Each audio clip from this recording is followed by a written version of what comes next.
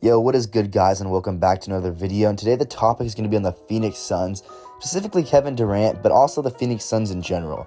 So before we get into the video, make sure you guys like the video, subscribe, do that shit. Let's just get right into it now. And today in this video, we got a lot of stuff to go over. So let's start off right away with a tweet from NBA Central quoting Brian Windhorst, basically saying this is most likely Kevin Durant's last season as a Phoenix Sun. And the specific quote says they're going to trade him, and he knows that. I think everybody's intentions are crystal clear here. And I mean, we've had videos in the past talking about Kevin Durant being traded, but I mean, we're just getting so much information, and especially with everything going on with the Suns, it just looks more and more likely. And we got another tweet from Legion Hoops saying, Kevin Durant is expected to be traded this offseason.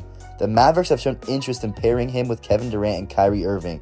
This is all via ESPN, so ESPN, you know, top of the top when it comes to NBA news and all that stuff. So, I mean, think about it, though. The Mavericks getting Kevin Durant, that could be Kevin Durant's like fourth super team potentially, or fourth big three he's been on. So I don't really know, but I mean, I don't know what they would give up. Maybe Lively.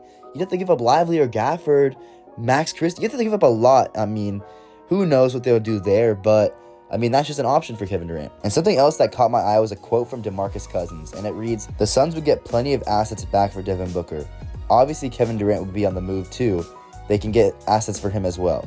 The hardest guy to trade would be Bradley Beal, and the tweet continues with DeMarcus Cousins basically suggesting a full-blown rebuild for the Suns. And honestly, in a sense, I agree with DeMarcus Cousins, because the Suns are 2-9 in the month of February after they just lost to the Memphis Grizzlies in overtime.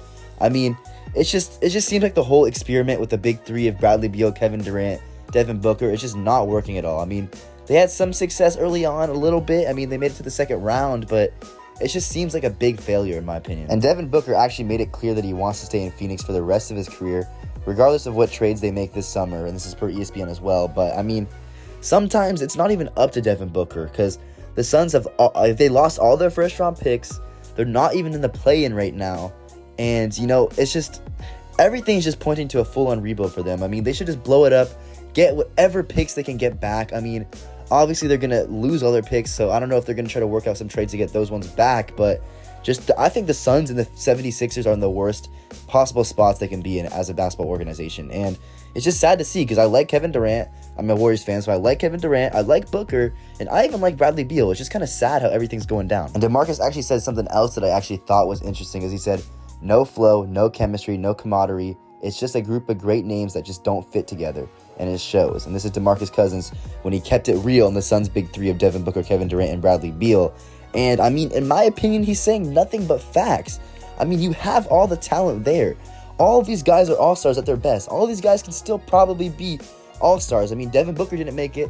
Bradley Beal didn't make it. It was just Kevin Durant who made it this year. But I mean, at their best, they all are all-star level players, and it's just crazy to see how a team of those three great players cannot even crack the play-in. As in my opinion, Stephen A. Smith said it best. He said, nobody gives a frying frog's fat you-know-what about the Phoenix Suns. We don't care. Why do they want Jimmy Butler so bad? Because they need a rough rider in that locker room. They're soft. And that brings me to my next point. Why did they go for Jimmy Butler? He obviously wanted to go there. The Heat were willing to trade him there. It's just they didn't pull the trigger. They didn't give up what was needed to be given up to get Jimmy Butler. And, I mean, obviously they had Bradley Beal, so that probably had some difficulties there. But, I mean, look at what Jimmy Butler's doing with the Warriors. They're 6-1 so far with Jimmy Butler. He's just completely transformed their team this year. And I feel like the Suns are just making the worst moves when you don't need to make them, and they're making no moves when they need to make moves. So, it's just, I mean, this team, it's too hard to retool in the offseason, or too hard to retool by the trade deadline. So, I mean, they're going to have to make some big moves in the offseason. I mean, Kevin Durant might be gone. I don't think Booker will be gone in my opinion, but you know, I think he personally should be gone. And who knows what will happen with Bradley Beal. But, I mean, the Suns are just in a very, very bad position here. And Brian Windhorst actually said something interesting that I'm going to play for you guys, and I'm going to talk about it after. So let's just play it right here.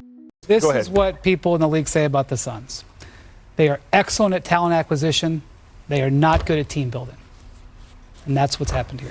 And this thing that Brian Windhorst just said seems very, very true, because the Suns, you know, they have a really good roster. They have all-star caliber players on their team. And it's just not built well. I mean, they're just not flowing together. They have no chemistry. They don't have a dog in them, like Stephen A. said. I mean, Jimmy Butler would have brought that dog for their team. He would have gave him that grit. He would have gave him just that gravity to help them maybe. But, I mean, it's just, I don't know, man, how a team this good, how a team this stacked talent-wise can be this bad.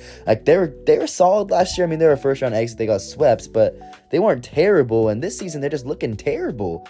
Who knows? Maybe they can come back, squeeze into the playoffs, make a little run, maybe make some noise. But it's just, this team is not going to win a championship. And it's kind of just sad seeing the Suns go from a team that was up and coming with Devin Booker, made it to the championship with Chris Paul, and then it just got worse and worse since then. It's just crazy to see, and it's honestly sad. But it might be fair to say this is the biggest failure of a super team ever, because we have the Nets.